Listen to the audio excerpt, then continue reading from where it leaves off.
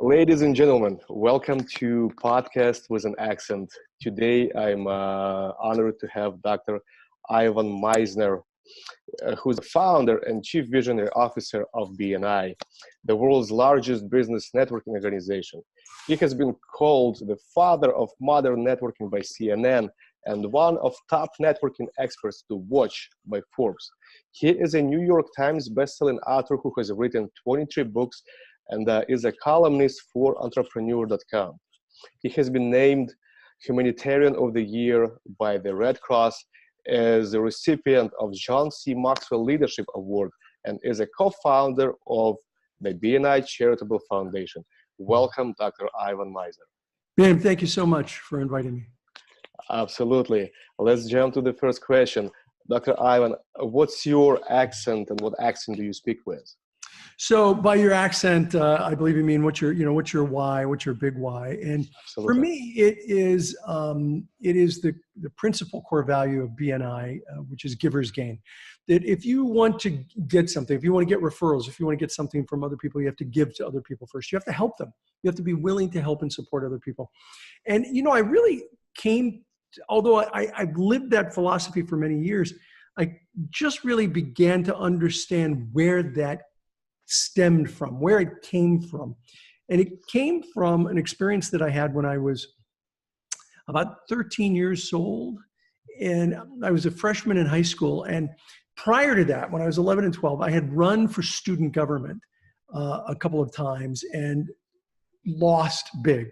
I mean, I didn't just lose, I was decimated. I was last.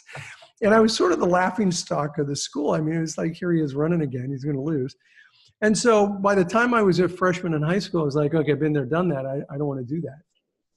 And I remember sitting in freshman history, and they picked the student council out of the freshman history for the freshman class. And the teacher, Mr. Romero, never forget his name, Mr. Romero, he said, okay, well, we get to select the student council. So you may nominate someone or you can nominate yourself. And nobody raised their hand. Finally, one girl raised her hand. Her name was Cindy. I remember Cindy raised her hand. She said, oh, Mr. Romero, I would run, but I'm so busy with the cheerleaders. I just don't have time to be sitting in the student council. And he's like, okay, Cindy, thank you. Have a seat. Is there no one? And I really wanted to do it, but I wasn't going to do this again. So he said, all right, well, if you don't pick anyone, I am empowered to pick someone myself. And I said, yeah, pick anyone you want. We don't care. I mean, the whole class, yeah, it doesn't matter. We don't. He said, okay. And he looks around the room, Vadim, and he looks at me. And he says, Ivan, now he'd only known me for a week and a half. He said, Ivan, I bet you would like to do this, wouldn't you? I was like, wow, well, yeah, Mr. Romero, I would kind of like to do it. And he said, okay, Ivan is the student council representative. Vadim, the entire class, I'm not making this up. The entire class at one time said, oh, no, not Ivan. Anybody but Ivan. Even Cindy stood up. And said, oh, well, Mr. Romero, if you're going to pick Ivan, I'll do it. And I remember sitting there thinking, hey, do you guys see me here? I'm sitting right here. And, as a 13-year-old boy, you don't have a crystal ball. You don't see into the future. You don't see that you're going to create a successful business, that you'll be a speaker and an author. You don't see any of that. You just, that experience is just very raw. But Mr. Romero saw something in me that he gave me that opportunity. And let me tell you something. I worked so hard to be successful in that role. I wanted to work hard for him because he gave me that opportunity. I wanted to work hard because I loved the concept. And that same class, Vadim, that same class that said, oh, no, not Ivan. When it came to the end of the year, they would vote for the next year. That same class elected me to be the student council representative in my sophomore year. And I went on to be very, very active in student government, which I really think changed the trajectory of my life, creating a lot of leadership. It took many years for me to figure out that almost every business that I have run has been about helping somebody achieve their best. That's what Romero did for me. He gave me an opportunity. He didn't make me a good representative. I had to do that myself. That was all on me. But he gave me the chance. And almost every business that I've done since then, and BNI is the best example of it, is about giving people a chance. I can't make you successful in business, but I can help you. I can give you the opportunity to build your business through referrals in our program. And that's my really, really big why I do what I do. Loving it, loving it. You're giving businesses a chance to gain, to give and gain. Loving Absolutely. it. Yeah. Dr. Ivan, what's your story? Well, my story for BNI is that I was young. I was 28 years old. I had a management consulting firm. I needed to get more business through referrals. So I put together some people I trusted. They trusted me. I'd like to tell you I had this vision of an international organization, but at the moment I was looking for referrals for my consulting business, and I wanted to help my friends because I knew that if I helped them, they'd help me. So we started meeting, and people started coming and couldn't join because we only take one person per profession. And they asked me if I'd help them open up a second group. And at first I said, no, this isn't what I do. But they talked me into it, and I opened a second and a third and a fifth and a 10th. At the end of the year, we had 20 chapters of BNI. And I wasn't even, 20 in 1 year. And I wasn't even trying. It was at that point in December of 1985, between Christmas and New Year's, I have always taken a little bit of time to reflect. Where do I want to be in 5 years? Where do I want to be in 10 years? How was last year compared to what my goals were? And that year, I sat down and was like, what the heck happened? This wasn't in my plan at all. And I realized that I was experiencing what is called pull marketing. Push marketing is when you're pushing, it's hard, and it's hard to generate that business. Pull marketing is where you're just being pulled through the marketplace. And that I needed to pay attention to that.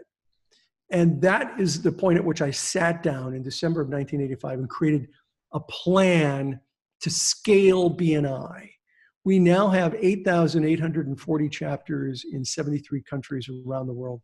Last year, we passed 11.2 million referrals, which generated for our members $14.2 billion with a B, $14.2 billion worth of business for our members all around the world. That's my story with BNI. I've been doing it now for 34 years. That's impressive. That's impressive. What inspires you? So, I get inspired, I think, by positive people. Negative people are just an unbelievable turnoff to me. Look, sometimes I'm negative. We're all negative a little, but it's those people that are dripping in negativity that bother me. So I love being around positive, supportive people that focus on solutions and not just the problems. Those are the things that inspire me. I'm loving it. Loving it. I just made a post a couple of days ago. I was talking about running my first obstacle run with two of my BNI fellows. And the first 20 minutes, I was kind of, looking back at the start line and being like, maybe, it was a bad idea. But Justin and Sebastian, they decided, who are, very good runners, they decided to stick around me and just encourage me until we finished all together. And that day I made a point to myself that I am capable, and I also witnessed, how my environment can influence my actions. Your environment and other people who are supportive, because it sounds like these two people helped you in some way. Absolutely. And that to me is so important. I tell people, we all have people that are in our story. Mr. Romero, he's in my story. Those two men are in your story. But that's not the real important thing in the long run. In the long run, it's not who's in your story, it's whose story are you in. Who are you making a difference for in life? Who are you helping? Who are you supporting? Whose life are you changing? So it's not just who's in our story. I think it's whose story you're in. And so my goal in life is I want to be in a few people's stories. I want to be able to help people in a way that makes them their best self. Loving it, loving it. I'm sure you are in quite a few people's stories. In a couple, I hope, yeah. Dr. Ivan, does your life at the moment look like what you envisioned it to be in your early 20s? So the answer to that question is yes, definitely. But it's really important, I think, to understand that nobody has a perfect crystal ball. So what I actually, when I was in my 20s, I created a life plan. I wrote it down. I did a blog on it. When did I do this blog? I did this blog in June of 2016.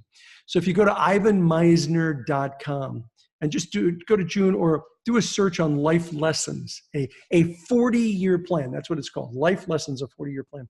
When I was in my 20s, I wrote my plan, where I wanted to be in life. So according to that plan, yes. Did I think I would run the world's largest networking organization, do these kinds of things? No. But here's the plan that I wrote. I just pulled it up. Here's the plan that I wrote in my 20s. I wrote down that in my 20s, these were my learning years.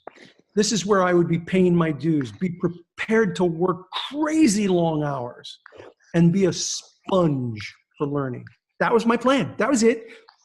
It wasn't real detailed, but it was a big, long vision for the decade. In my 30s, I wanted to establish myself in a career.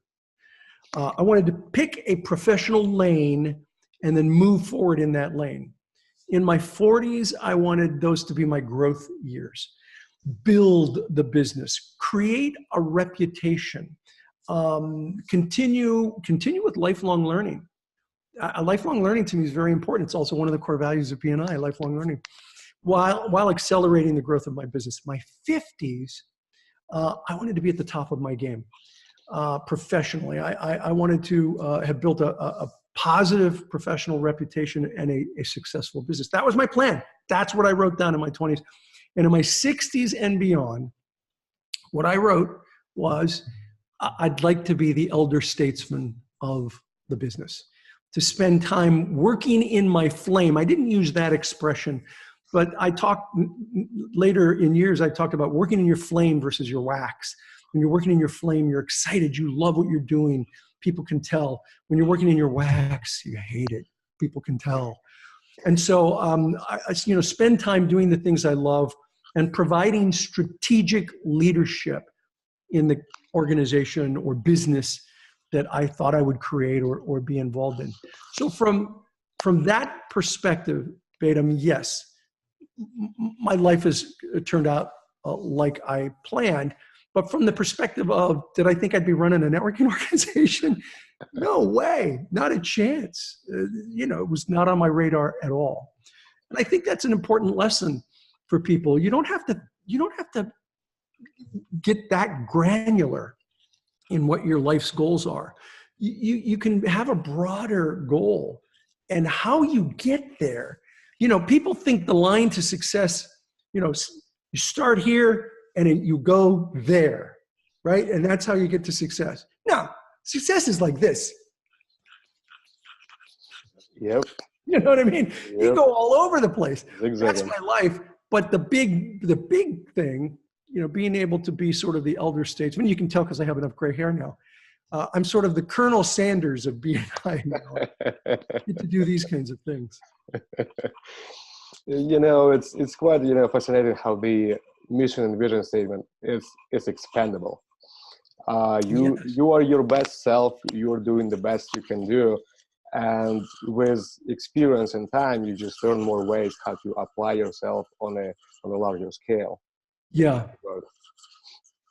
Yeah, and I think it's really important for people to get a sense of what their mission in life is, what their values are. People don't get it on values. I talk about it. I don't know if you know. I just came out with a new book. It's called "Who's in Your Room," and I talk in here about the importance of values. Values. If you don't understand your values, life is going to be a lot more difficult. I think people often ask me now that I have a lot of gray hair, do you have any regrets?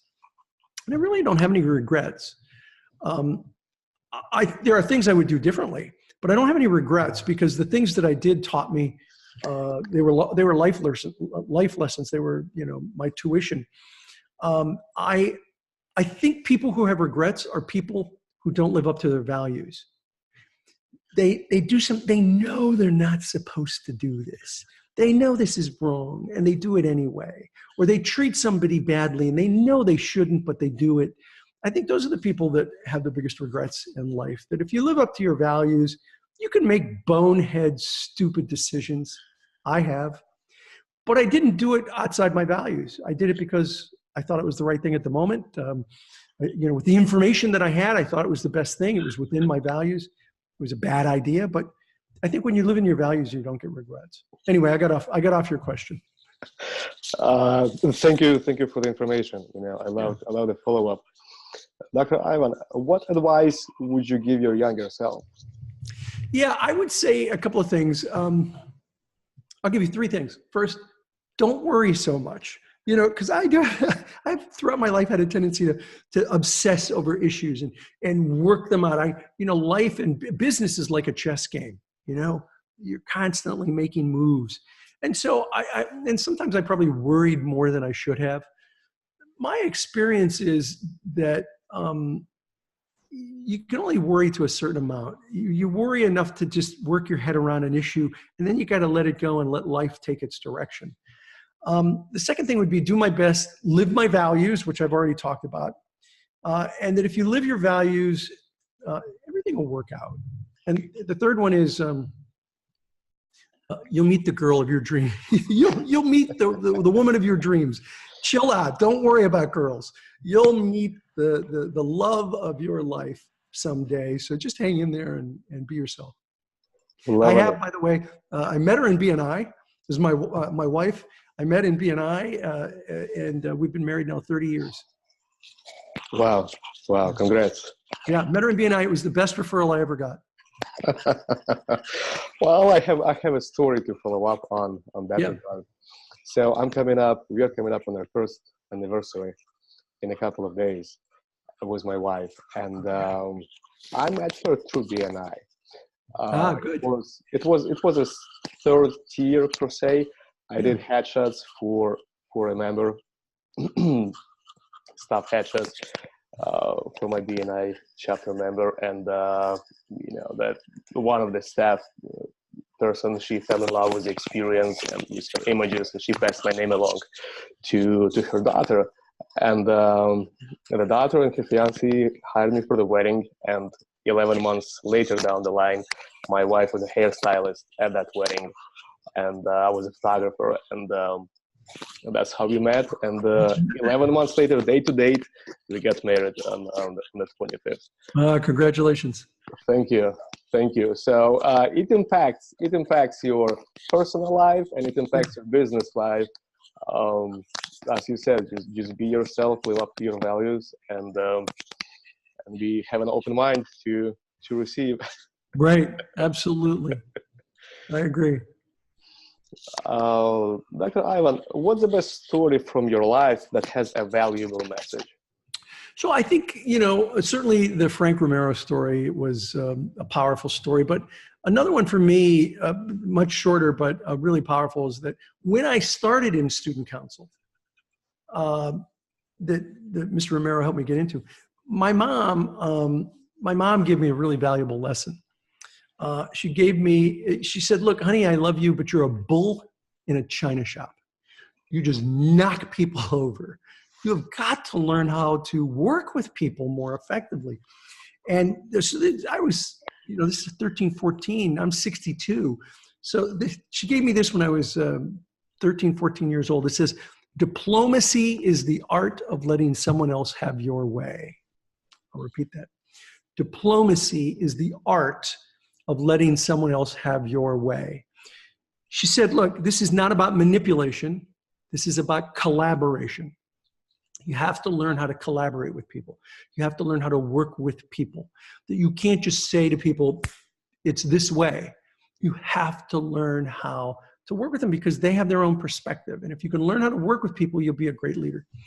And it was probably the best advice that I ever received as a young man was to be more diplomatic. By the way, it's a lifelong lesson.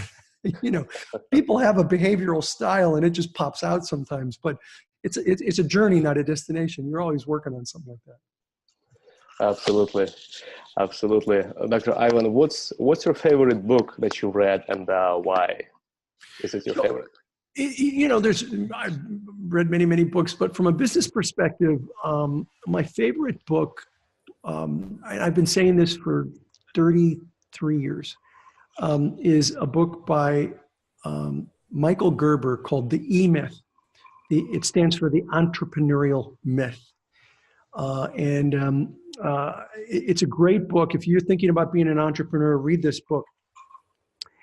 It will make you a better entrepreneur, or it'll make you recognize that you shouldn't be an entrepreneur. It'll do one of those two things, both of which will be good, because so many entrepreneurs fail because they're constantly working in the business and not on the business. And Michael really teaches the importance of working on a business rather than in a business. I've been recommending that book for 33 years. One day, Michael heard me in an interview and called me up and said, "Hey, thank you for recommending my book." And that was almost 10 years ago. And Michael and I are now good friends, and we see each other from time to time. And we live several states away, but we see each other from time to time. I have the highest respect for Michael, and he's done amazing things in the world. But The E-Myth is the book I'd recommend. Absolutely. Absolutely. Great recommendation. Yes, I do believe that knowing who you are and how to apply yourself best, as the earlier you figure it out, the better it is. And I've seen people start their businesses in their 60s, 50s, you name it. The career change can happen, and it's great. It's great. What's your favorite quote?